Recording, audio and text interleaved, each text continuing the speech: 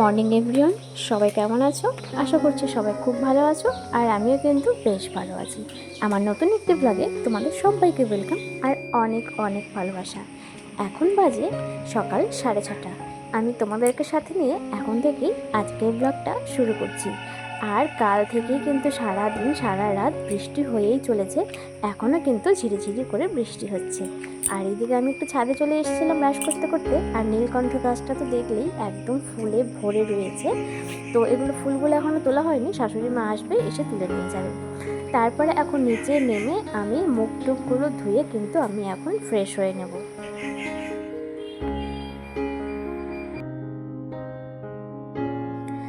তারপরে কিন্তু ফ্রেশ হয়ে বাসি কাপড় চেঞ্জ করে চলে আসলাম ডাইনিংয়ে। তো আজকে ডাইনিংটা দেখছি কেউ বসে নেই, ফাঁকাই রয়েছে। কেউ বসে নেই বলতে প্রত্যেকদিন কিন্তু সকালবেলা ঘুম থেকে উঠে দেখি শ্বশুরমশাই বসে থাকেন। তো আজকে একটু কাজের তাড়াহুড়ো আছে, তার জন্য কিন্তু 7টার মধ্যে শ্বশুরমশাই বাইরে বেরিয়ে গেছেন। তো ভাবলাম সোফাটা ফাঁকাই আছে, তাহলে একটু সোফাটাই গুছিয়ে নেওয়া যাক। আর সারাদিনে কিন্তু 14 বার যাওয়া আসা কিন্তু এই ডাইনিং দিয়েই আমাদের করতে হয়।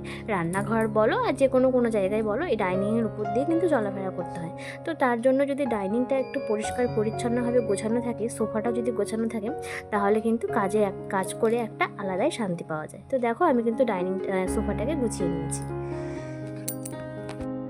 তো ওই দিকে ডাইনিংটাকে গুছিয়ে সোফাটাকে গুছিয়ে কিন্তু চলে আসলাম রান্নাঘরে। আমাদের তো প্রতিদিন একই কাজ, সকালে উঠে ফ্রেশ হও, রান্নাঘরে আসো, সবার জন্য ব্রেকফাস্ট বানাও, চা বানাও, রান্না বান্না, এই আর কি। তো প্রতিদিনের মতো কিন্তু আজকেও ফ্রেশ হয়ে রান্নাঘরে চলে আসলাম, এখন চা বানিয়ে নিচ্ছি।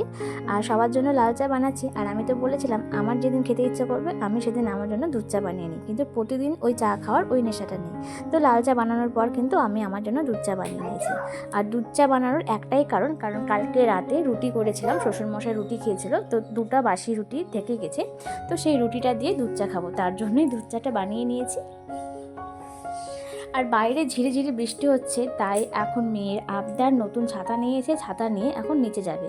তো বলছে মা ছাতা ছাতা কোলে কোলে, মানে সে বোঝাতে চাইছে এখন ছাতাটা নিয়ে কোলে নিয়ে তাকে নিচে চলো। তো তার পাপারও বেরোনোর সময় হয়ে গেছে, তো তার পাপাকেও আগায় দেওয়া হয়ে গেল, আর আমাদের একটু বৃষ্টিতে ঘোরাও হয়ে গেল। চলে গেল পাপা, চলে গেল, ভুম করে চলে গেল।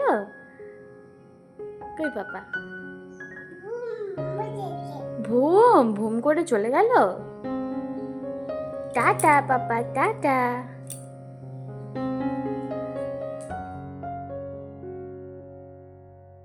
আর ওইদিকে কিন্তু আজকে শ্বশুরমশাই আর গুনগুনের পাপা দুজনেই আজকে সকাল সকাল বেরিয়ে পড়েছে। আজকে কিন্তু কেউ খেয়ে যায়নি। তো তার জন্য কিন্তু আজকে রান্নার কোনো তাড়াহুড়ো নেই, একটু ধীরে সুস্থেই রান্না করব। শাশুড়ি মায়ের অফিস যেতে যেতে 10:30, তাই আজকে ধীরে সুস্থেই রান্নাটা করব। তো এইদিকে গুনগুন এখন জেদ ধরেছে, সে কোল থেকে নামবে না। আর ওইদিকে আমি রান্নাও বসিয়ে দিয়েছিলাম, ওইদিকে লেগেও যাচ্ছিলো। তো ওকে কোলে নিয়েই কিন্তু এদিকে ওর ব্রেকফাস্টটা বানাতে হলো। তো এখন ও ব্রেকফাস্টটা বানিয়ে নিচ্ছি, ওইদিকে তরকারি লেগে যাচ্ছিলো, তো ওইদিকে একবার নাড়ছি, আর এদিকে ওর দুধ চাইলাক্সটা কিন্তু বানিয়ে নিলাম। তো এখন ওকে আমি খাইয়ে দিব, খাওয়ানোর পরে বাকি রান্নাটা ধীরে সুস্থ করবো।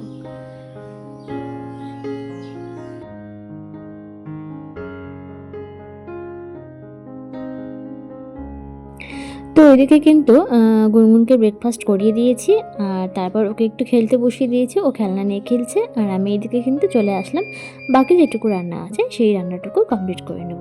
আর আজকে রান্না করছি সয়াবিন। তোমাদের কার কার এই খাবারটা পছন্দ আমাকে কমেন্ট করে জানিও, আমার তো ভীষণ পছন্দের একটি খাবার। তো আমরা মেয়েরা কিন্তু বাবার বাড়িতে প্রত্যেকটা বাবার কাছেই তার মেয়ে খুব আদরের হয়ে থাকে। প্রত্যেকটা বাবারই তার মেয়েরা রাজকন্যা হয়ে থাকে। কিন্তু আমরা কিন্তু বাবার বাড়ি থেকে কখনোই শ্বশুর বাড়িতে কোনো কাজ কিন্তু শিখে আসি না।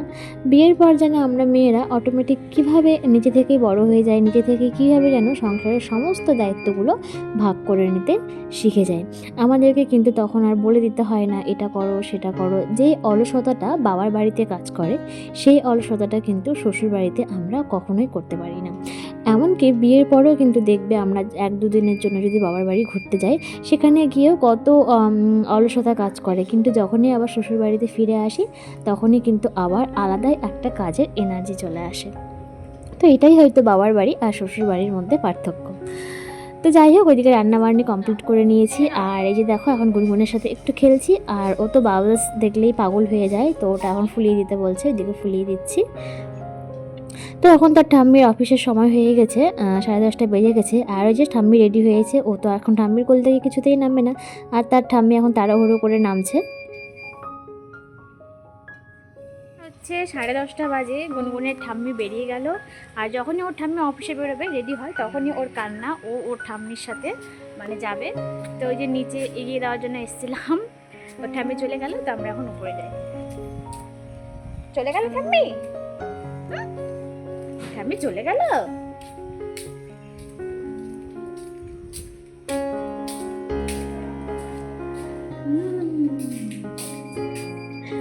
তো এখন হচ্ছে চলে আসলাম রুমে। এখন হচ্ছে বিছানাটাকে গুছিয়ে নেব। সব কাজই, সমস্ত কাজই মোটামুটি হয়ে গেছে, বিছানাটা গোছানো বাকি আছে। তো আজকে গুনগুন কিছুতেই নিচে নামবে না, নিচে নামিয়ে দিচ্ছি, ও বিছানাতেই থাকবে। তো আর কি করব বলো, ওকে নিয়ে বিছানাটা গুছিয়ে নিই। আর ও দেখো কেমন বদমাইশি করছে। তো ওর শরীরটা না, কালকে একটু স্নান করিয়েছিলাম। আর কদিন ধরে ওয়েদারটা এত খারাপ, এত ঠান্ডা হাওয়া হচ্ছে বৃষ্টির জন্য। তো কালকে স্নান করিয়েছি, ভাবছিলাম করাবো না, এরকম করতে করতে করিয়েই দিলাম। তো ঠান্ডা লেগে গেছে প্রচণ্ড, সর্দি হাঁচি কাশি লেগে গেছে। তো ওই জন্য ভাবলাম যে আজকে করাবো না। আজকেও তো সেম ওয়েদার, বাইরে এত ঠান্ডা হাওয়া, মানে বাইরে বেরোলে গায়ে কিছু একটা মুড়ে বেরোতে হচ্ছে, মানে প্রচণ্ড ঠান্ডা হাওয়া। তো ঘরে থাকলে ওরকম ঠান্ডা লাগছে না, বাইরে বেরোলে প্রচণ্ড ঠান্ডা হাওয়া। তো ভাবলাম ওকে আজকে স্নান করাবো না, একটা গাটা মুছিয়ে দেবো। এটা বেবি, তোমার বেবি এটা? বেবিকে কোলে নিয়েছো? হ্যাঁ, বেবিকে ঘুম পাড়িয়ে দাও, ঘুম পাড়িয়ে দাও মা বেবিকে।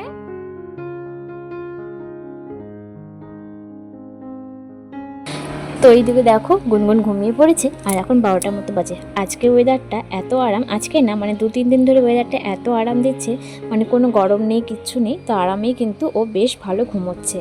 তো ওইদিকে দেখো বাইরে এত ঠান্ডা হাওয়া হচ্ছে জন্য আমি ঘরের জানলাগুলো খুলিনি, কারণ ও ঠান্ডা লেগে যাবে। একটু তো ঠান্ডা লেগেই গেছে। এই দেখো বাইরে ওয়েদারটা দেখে বুঝতেই পারছো কতটা হাওয়া হচ্ছে। তো ও তো ঘুমিয়েই রয়েছে। এই ফাঁকে চলে গিয়েছিলাম আমি স্নানে। আর ওইদিকে ওর কিন্তু আমি দুপুরের খাবারটাও বানিয়ে রেখেছি। ওর জন্য আজকে বানিয়েছি দুপুরের খাবারে ডালিয়া বানিয়েছি। বেশ কয়েকদিন ধরে ডালিয়াটা খাওয়াইনি, ওই চাল আর ডালের ওই খিচুড়ি খাওয়াচ্ছিলাম। তো ভাবলাম আজকে ডালিয়াটা বানাই, তো ডালিয়া করে রেখে দিয়েছি। তো যাই হোক, ও উঠলে ওকে খাওয়াবো। আর এদিকে আমি দেখো স্নান করে কিন্তু চলে আসলাম। আর ওইদিকে কিন্তু মা পুজো দিয়েই রেখেছে। আমি একটু স্নান করে নিলাম, যেহেতু ঠাকুর ঘরে ঢুকে একটু ঠাকুর প্রণাম করে নেব।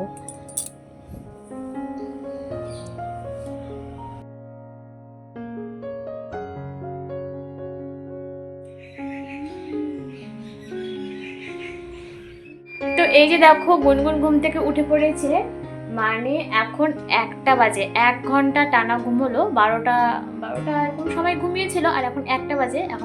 এখন ও ঘুম থেকে উঠলো।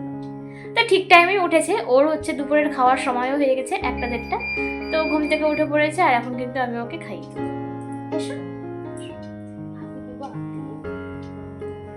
ওলে বাবালে সোনা মা আমার। তো এইদিকে বৃষ্টির ঠান্ডা ঠান্ডা ওয়েদারে কিন্তু গুনগুন বেশ একটানা ঘুম দিয়ে দিল 1 ঘন্টা। তো বেশিরভাগ ক্ষেত্রে কী হয় জানো তো, মানে আমার যখন ঘুম পায় ও ঘুমায় না, আর ও যখন ঘুমোয় আমার ঘুম পায় না। ঠিক যখন ঘুম থেকে উঠে যাবে তখন আমার ঘুম পাবে। আমার মনে হয় এটা শুধু আমার না, যাদের ছোট বাচ্চা আছে প্রত্যেকের বাড়িতেই এই সেম কেসটাই হয়। যাই হোক, ও ঘুম থেকে উঠে পড়েছে, একদম ঠিক টাইমে উঠেছে। 1টা-1:30, এটা ওর খাওয়ার টাইম দুপুরে, একদম ঠিক টাইমে উঠে পড়েছে। তো রান্নাঘরে চলে আসলাম, এখন ওর খাবারটা নিয়ে চলে যাব ঘরে। আর আমি তো বললাম ওর যেহেতু একটু ঠান্ডা লেগে গেছে, স্নান করাবো না, হাঁচি দিচ্ছে, কাশছে একটু, আর একটু কিন্তু সর্দিও লেগেছে। তার জন্য কিন্তু যেহেতু ঘুমিয়ে পড়েছিল, বাসি কাপড়টা ওর চেঞ্জ করা হয়নি। তাই ঘুম থেকে উঠলো, ওকে হাত পাগুলো মুছিয়ে দিয়ে বাসি কাপড়টা চেঞ্জ করে দিলাম, আর ক্রিম টিপ সমস্ত কিছু পরিয়ে দিলাম। তো এখন খাবারটা নিয়ে চলে এসেছি ঘরে, কারণ কার্টুন না দিলে তো খাবার ঢুকবে না পেটে। চেষ্টা করি টিভিতেই কার্টুন দিয়ে খাওয়ানোর, কারণ ফোনে দিলে না ফোনের নেশাটা হয়ে যায়। তাই ফোনে একটু কম দেওয়ার চেষ্টা করি, দিলে কিন্তু আমি বেশিরভাগ ক্ষেত্রে টিভিটাই দিই। তো যাই হোক বন্ধুরা, ব্লগটা আর বেশি বড় করব না, ব্লগটা এখানে শেষ করব। তোমাদের কেমন লাগলো তোমরা কিন্তু অবশ্যই ছোট্ট একটা কমেন্টের মাধ্যমে জানাবে, তাহলে আমি সেই কমেন্টের মাধ্যমে কিন্তু তোমাদের পরিবারে পৌঁছে যাব তোমাদের পাশে দেখার জন্য। তো কেমন লাগলো অবশ্যই জানাবে, সাথে থেকো, পাশে থেকো। আজকের মতো টাটা, দেখা হবে আবার নেক্সট কোনো ব্লগে। ততক্ষণে সবাই সুস্থ থেকো আর ভালো থেকো। আজকের মতো আসি।